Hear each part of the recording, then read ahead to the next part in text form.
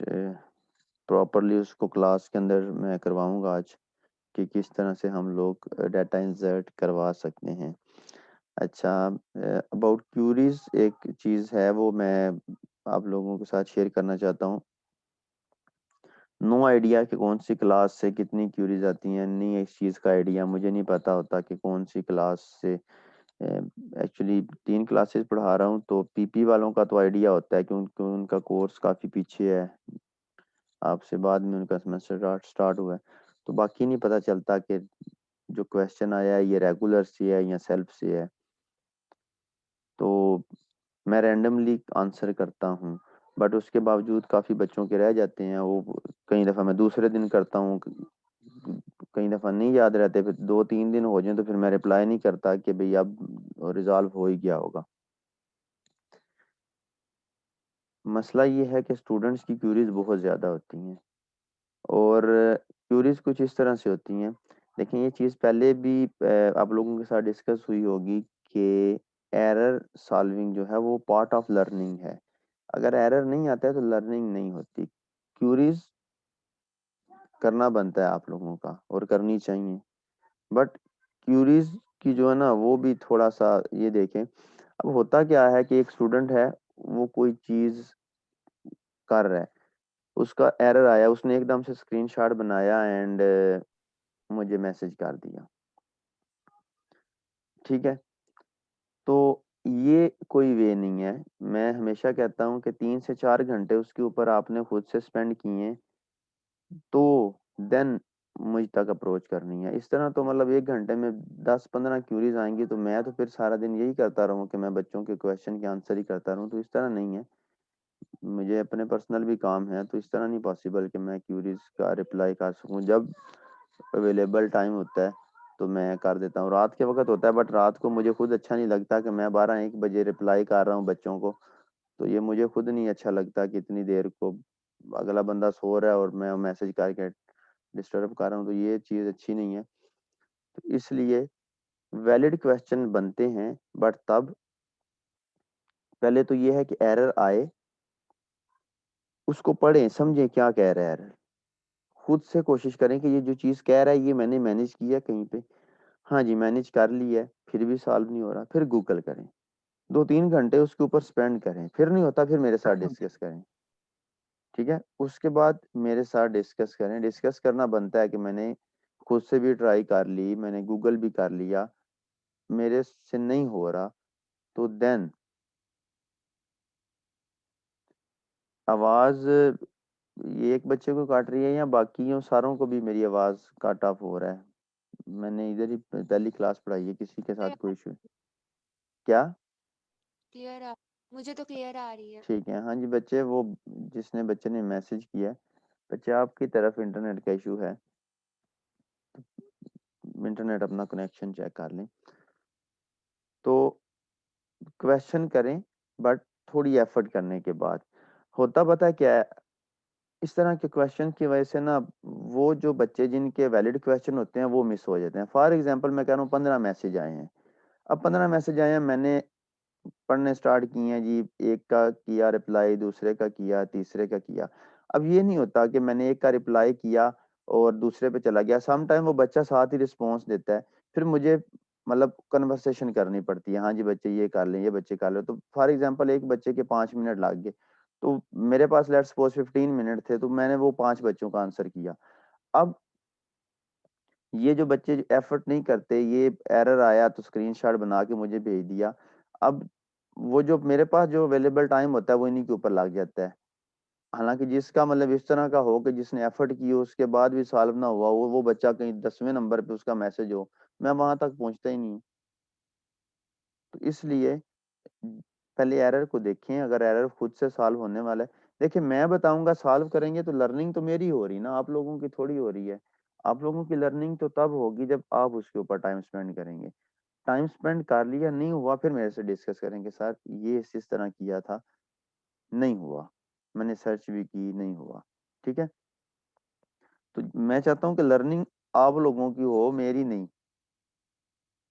तो टाइम थोड़ा सा उसके ऊपर स्पेंड करें, जब एरर आए उसको पहले पढ़ें, ये नहीं है कि एरर आया और गूगल करने लग पड़े, पहले पढ़ें, पहले देखें कि मैंने ये क्या कह रहा है एरर। एरर रिपोर्टिंग बहुत अच्छी है डॉट नेट के अंदर, वो खुद से बता रहा होता है कि भाई ये नहीं समझ लग रही, उसको गूगल करें, डिफरेंट सॉल्यूशंस हैं उनको अप्लाई करें।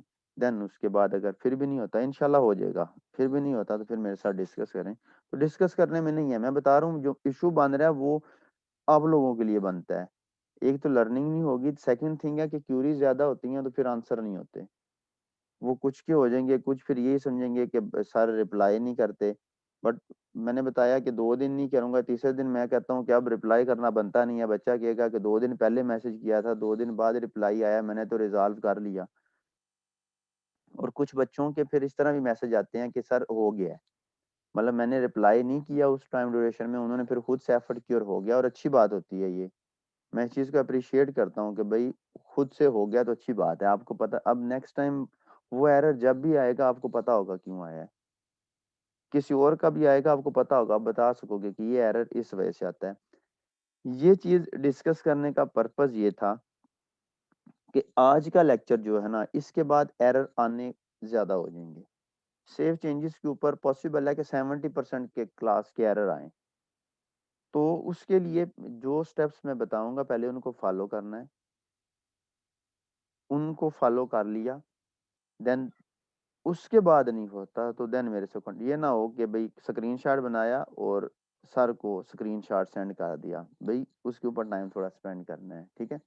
अगर इंसर्ट नहीं हो रहा डाटा तो देखें जो चीज़ें मैंने बताई हैं उनमें से कोई मिसिंग तो नहीं है, तो इनशाला होपफुली वो आपका रिजॉल्व हो जाएगा। अच्छा, मैंने वीडियो लेक्चर लिंक जो था वो शेयर किया था, यूट्यूब का जो लिंक था उसी को आज मैं प्रैक्टिकली यहाँ करवाऊंगा, प्लस एक ड्रॉप डाउन फिलिंग वाला भी करवाऊंगा।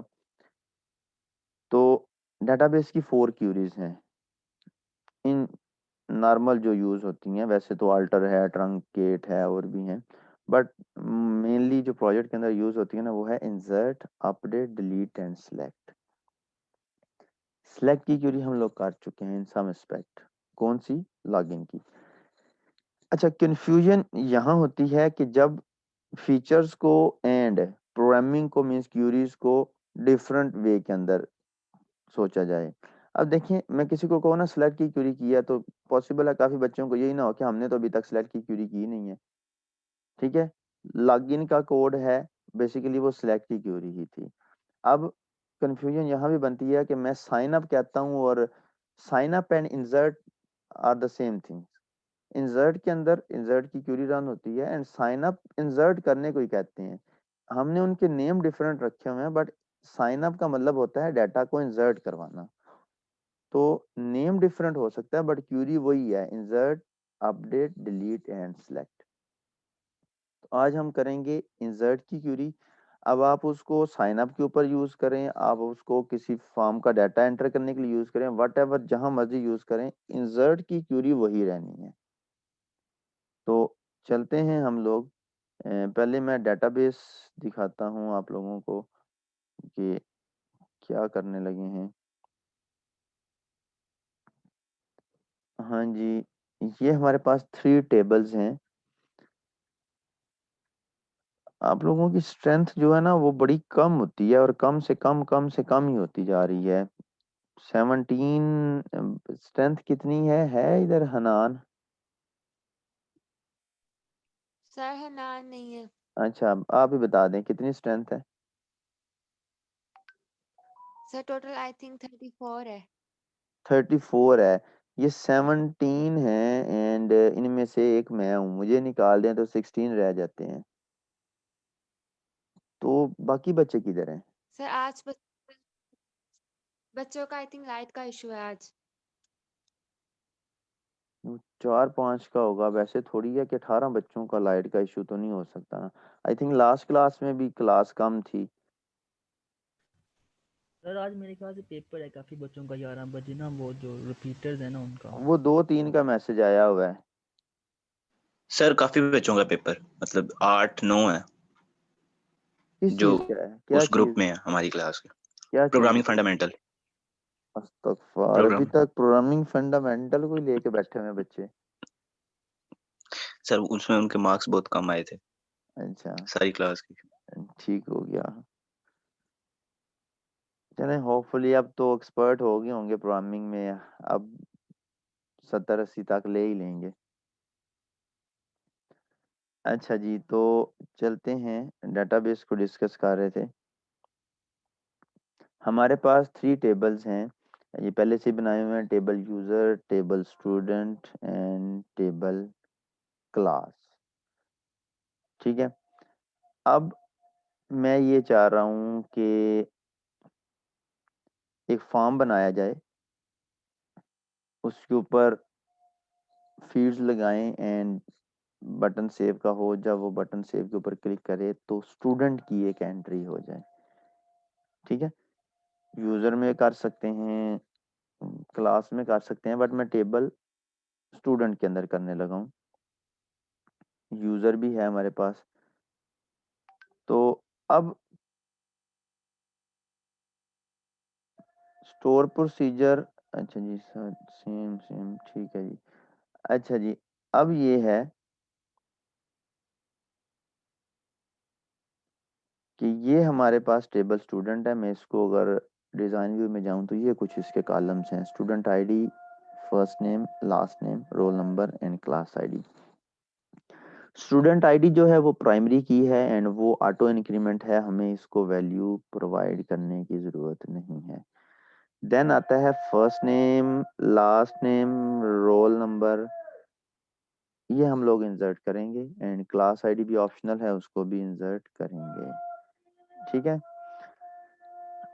अब है कुछ इस तरह से कि जो क्लास आईडी है वो फॉरेन की है एंड वो क्लास के टेबल से आ रही है, तो हमें कोई ड्रॉप डाउन लगानी पड़ेगी। तो पहले first name, last name, roll number and class, ये 4 कॉलम्स बनाते हैं चल के, इधर बाद में आएंगे। ठीक है, तो सबसे पहले मैं एक फॉर्म बनाता हूँ, पेज बनाता हूँ।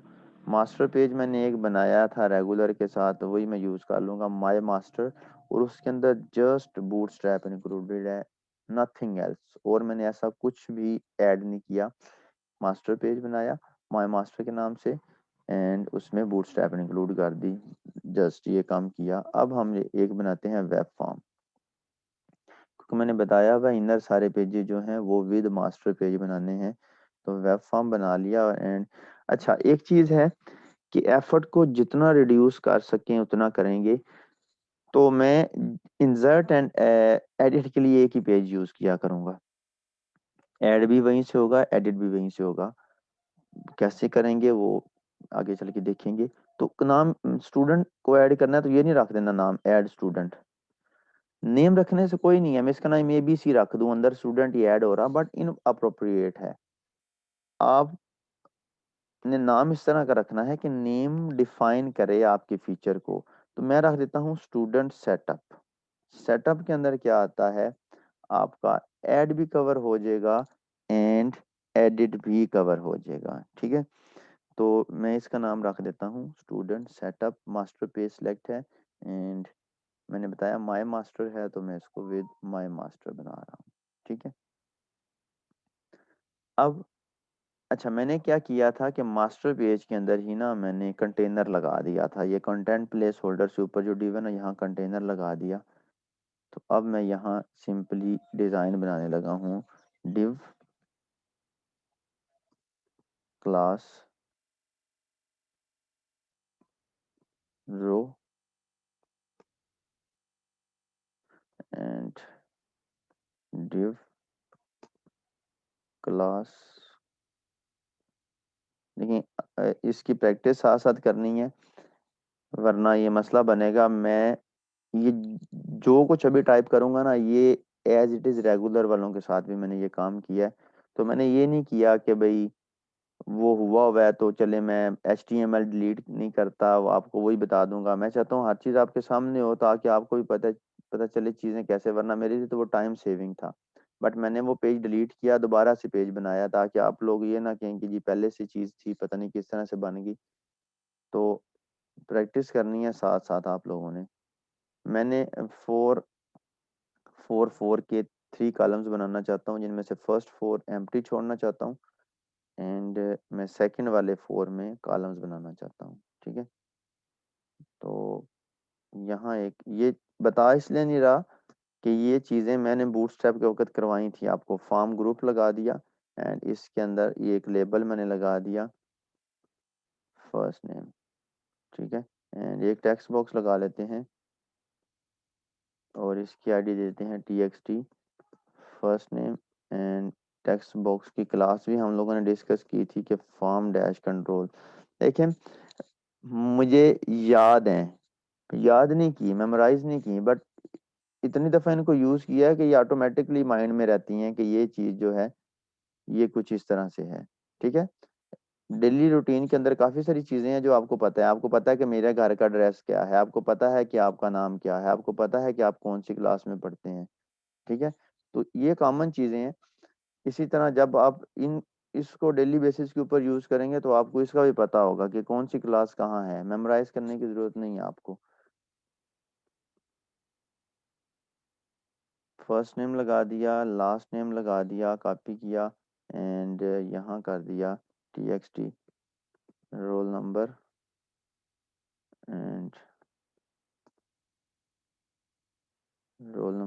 एंड एक और कॉपी किया एंड इसको कर दिया क्लास। क्लास के लिए मैंने बताया कि हम लोग ड्रॉप डाउन लगाएंगे and ddl class and form control and the last thing is कि हम लोग यहाँ एक लगा लेंगे बटन।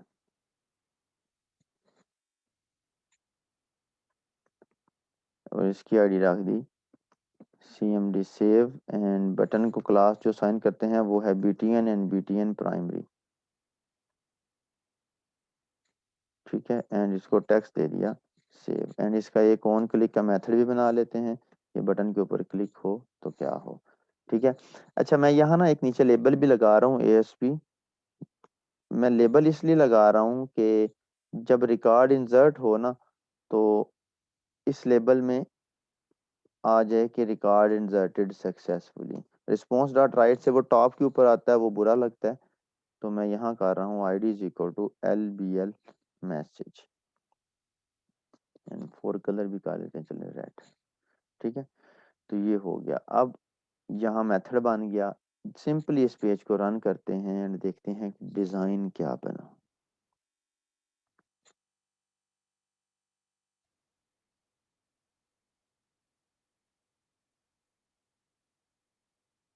ये कुछ बन गया, first name, last name, roll number and class. ठीक है, अच्छा जी, अब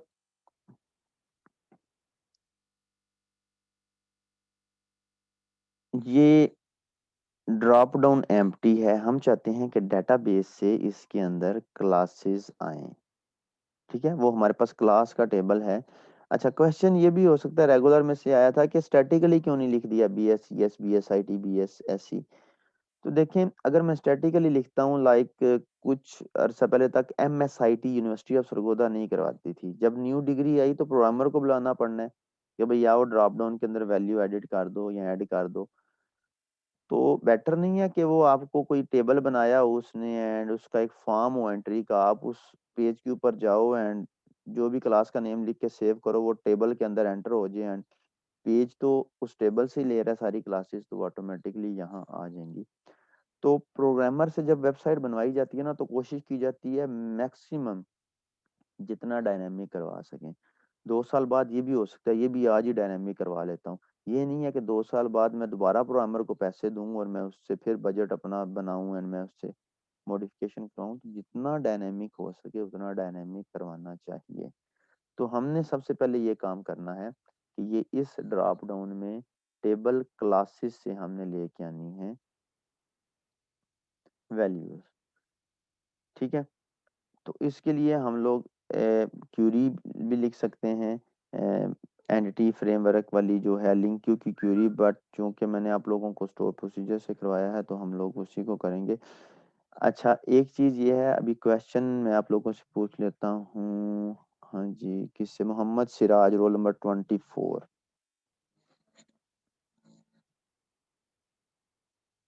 मोहम्मद सिराज, रोल नंबर 24।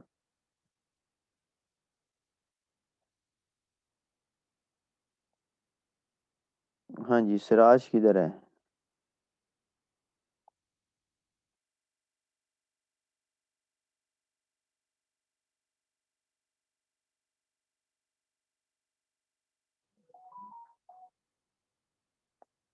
अच्छा, ये ना GR name and roll number लिख लें, इसका मुझे सेंड कर देना क्लास के बाद।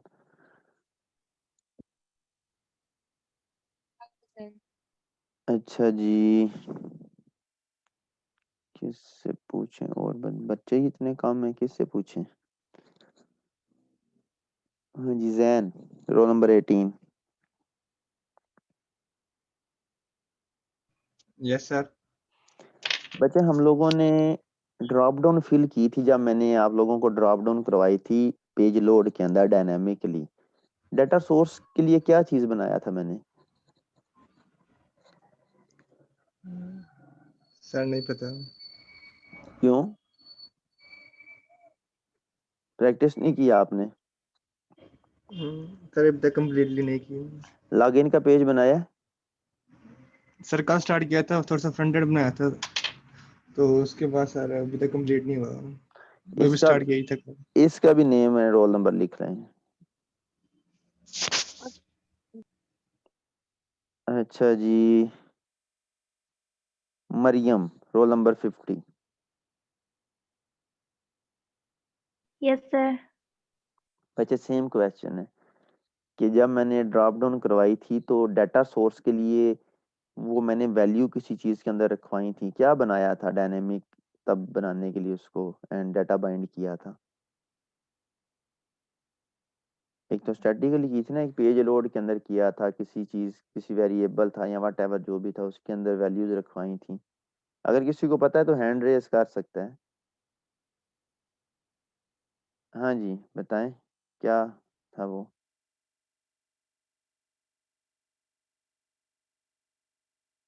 सर उसको क्लासेस में रखवाया था। बच्चे, क्लासेस में सर तो रखवा, स्ट्रिंग तो नहीं थी वो। स्ट्रिंग बना। स्ट्रिंग तो एक वेरिएबल रखती है, स्ट्रिंग तो नहीं थी। सर डेव की क्लासेस बनाई थी मेरे ख्याल में। बच्चे, मुझे तो लगता है आपने कभी फिर क्लास ही नहीं ली। डिव की क्लासेस किधर से आ गई उसके अंदर? हाँ जी, बताएं वरदा, आप बताएं। सर एरे बनाया था हमने। एग्जैक्टली, एरे बनाया था हम लोगों ने। लेकिन स्ट्रिंग के अंदर तो एक वेरिएबल आएगा ना। हमने तो मल्टीपल बनाए थे उस वक्त, एरे बनाया था। और प्रैक्टिस नहीं किया आप लोगों ने, इसीलिए नहीं आइडिया, वरना प्रैक्टिस की हो तो कैसे है कि आप भूल जाओ। या प्रैक्टिस, देखिए उस प्रैक्टिस का कोई फायदा नहीं है। इधर से वीडियो देखी, इधर वेरिएबल डिक्लेयर किया, इधर से मैं आप लोगों के साथ कोड शेयर नहीं करता, मैं कोड नहीं देता। मुझे पता है कि इस चीज से भी बच्चे चले जाएंगे कि वीडियो देख के टाइप करना है जिन्होंने करना है। मैं पहले यही करता था, डेली बेसिस का कॉपी करवा दिया बच्चों को फ्लैश में। फिर मुझे आइडिया हुआ कि इधर तो मैं वेरिएबल माय माय आईडी रखता हूँ तो प्रोजेक्ट के अंदर माय आईडी होती है, मैं इधर क्यूरी रखता हूँ तो पूरे प्रोजेक्ट में क्यूरी होती है। तो चीज को अगर देख देख के करना है तो समझ के करना है कि ये क्यों कर रहे हैं, क्या चीज है ये, वरना तो कोई फायदा ही नहीं है। तो अरे थी, अब हम लोग उस अरे को जस्ट रिप्लेस करेंगे डेटाबेस कलेक्शन के साथ। तो चलते हैं एसक्यूएल के अंदर एंड एसक्यूएल ही शेड है ना, हाँ जी। तो एक न्यू स्टोर प्रोसीजर बना लेते हैं। ये पहले डू लॉगिन है, यहाँ राइट क्लिक किया, न्यू स्टोर प्रोसीजर। ये ग्रीन वाले कमेंट्स हैं। सर ये जो साइन अप का पेज है ये एडमिन भी साइन अप करेगा? साइन अप का पेज नहीं, एडमिन के लिए मैंने बताया था कि एक एडमिन को लास्ट क्लास नहीं लिया आपने? यस सर ली थी, उस वो मैंने कर लिया हुआ है। लेकिन फिर अगर जिसके प्रोजेक्ट में लाइक सिर्फ एडमिन पैनल और यूजर पैनल ना हो तो फिर वो साइन अप का पेज ना बनाए?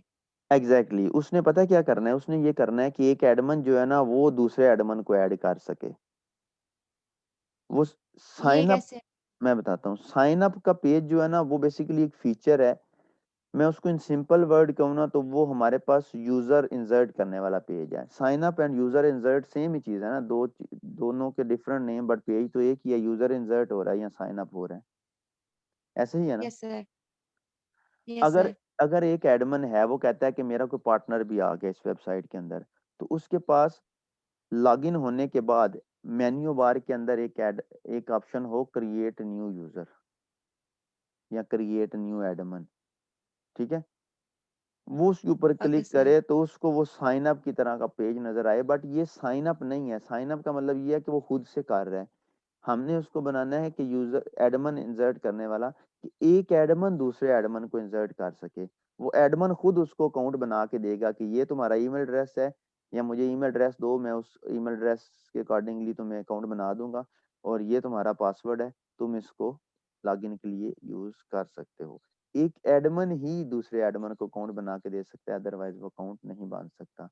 फर्स्ट एडमिन के लिए मैन्युअली एंट्री कर लें, ठीक है।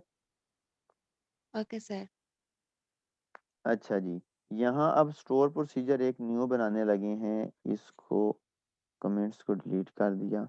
यहाँ मुझे ना क्लासेस चाहिए, जितनी भी क्लासेस टेबल क्लास में पड़ी हैं सब की सब चाहिए, तो मैं स्टोर प्रोसीजर का नाम बना लेता हूँ गेट क्लासेस। अब मैंने ये बताया हुआ है कि पैरामीटर्स तब देते हैं जब कोई वेयर लगानी हो। मैंने कहा मुझे सारी की सारी चाहिए, तो वेयर तो लगानी नहीं है, तो कोई पैरामीटर पास नहीं करना। देन ये जो बिगिन से एंड है यहाँ लिखनी होती है क्यूरी, तो मैं लिख देता हूँ select static from table class. Complete हो गया। इसको एग्जीक्यूट या F5 करेंगे तो कमांड्स कंप्लीटेड सक्सेसफुली आ जाएगा। मैं इसको क्लोज कर देता हूँ, क्यूरी को सेव नहीं करना। स्टोर प्रोसीजर इधर बन चुका है। मैं इसको अगर रिफ्रेश करूं तो वो यहाँ नजर आएगा गेट क्लासेस, ठीक है। अब चलते हैं कोड की तरफ। अच्छा, एक चीज ये है कि अगर कोई न्यू चीज बनाई है तो मॉडल को डिलीट करने की जरूरत नहीं है, मॉडल अपडेट हो जाता है। बट अगर आपने मॉडल कभी डिलीट करके न्यू बनाना है ना, तो ये नहीं करना। मैं स्टेप बता रहा हूँ, सिंपल वो स्टेप फॉलो कर लें कि ये मॉडल वाली सारी फाइल डिलीट कर दें। .tt .edmx ये भी .tt सारी डिलीट कर दें। उसके बाद वेब कन्फिग, ये स्टेप नहीं भूलना। वेब कन्फिग में जाके ये कनेक्शन स्ट्रिंग के अंदर ऐड वाली लाइन अगर मोर देन वन है तो सारी डिलीट करनी है। मोर देन वन तब होती है कि पहली दफा मॉडल बनाया, दूसरी दफा मॉडल बनाया, तीसरी दफा मॉडल बनाया, इनको डिलीट नहीं किया। तो ये कनेक्शन वाली को एम्प्टी कर देना है, ये वाली लाइन डिलीट कर देनी है, एंड इसको सेव करके वेब कॉन्फ़िग क्लोज कर देनी है। फिर मॉडल उसी तरह से बनाना है जिस तरह पहली दफा आप बनाने लगे हो। समझो कि पहली दफा मॉडल बन रहा है, ठीक है। बट अगर मॉडल ऑलरेडी बना हुआ है, आपने कोई नया स्टोर प्रोसीजर, कोई नया टेबल बनाया है, तो सिंपली .edmx के ऊपर डबल क्लिक करें, ठीक है। उसको डबल क्लिक करें,